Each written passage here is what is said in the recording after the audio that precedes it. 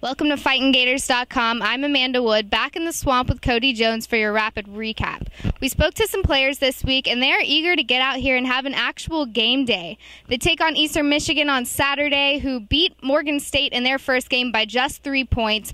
Cody, who has the advantage here? Yeah, it's kind of interesting. I think it goes a little bit both ways here. You think of Eastern Michigan, obviously. Most coaches are really happy about the adjustments and the improvements their team makes from Game 1 to Game 2. So this will be Game 2 for Eastern Michigan. They'll already have gone through the game day atmosphere and everything, whereas Florida hasn't. But you look at the other side, Florida's actually, they have some film to go off now. That's kind of the advantage. It's difficult in the first game when you don't have that season's game film to go off of. So Florida's able to look at that with Eastern Michigan this week and know maybe what players are lined up, and especially with a brand new head coach at their program as well. They have a little bit more of an idea what's going to happen, whereas Eastern Michigan doesn't have film of Florida's offense or any idea what that's going to look like. So it kind of works a little bit both ways here. I think ultimately Florida probably has the advantage just because they kind of know what to expect a little bit more, at least from what they've seen on tape.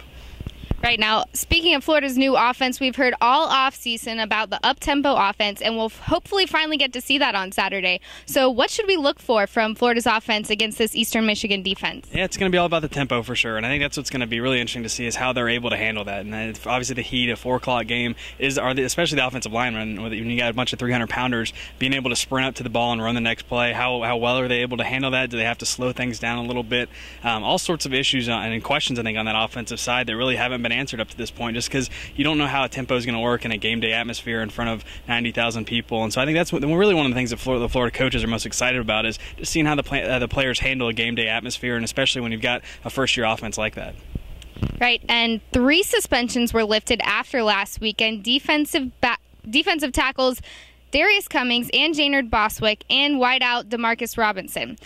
Now, we also have Marcus May listed as doubtful for Saturday, and that's going to leave a lot of options for the secondary, and we'll have to put in some different players. Cody, what does the secondary look like at this point? That's the biggest question, I think, on the defensive side of the ball and what they're most intrigued to see, because you can go through practice, and a lot of these freshmen have done that. They've got some freshman corners they like that look good in practices, but you don't really know how they're going to react when they get in front of 90,000 people, and I think that's kind of the big game changer for Saturdays. They're going to throw those guys in. I don't think any of them are going to start, but they're going to throw them in pretty quickly and just see how they handle it, and that's going to help them with evaluation going forward and just kind of judging these guys and seeing who's ready to help them this year, because when you do it on the practice field really just in front of your teammates, it's only so important and it earns you time on the field, but the big thing is how you handle that time on the field. And that's what they're going to judge this thing on, and they're going to throw them in right away and see how they handle it and just kind of go from there.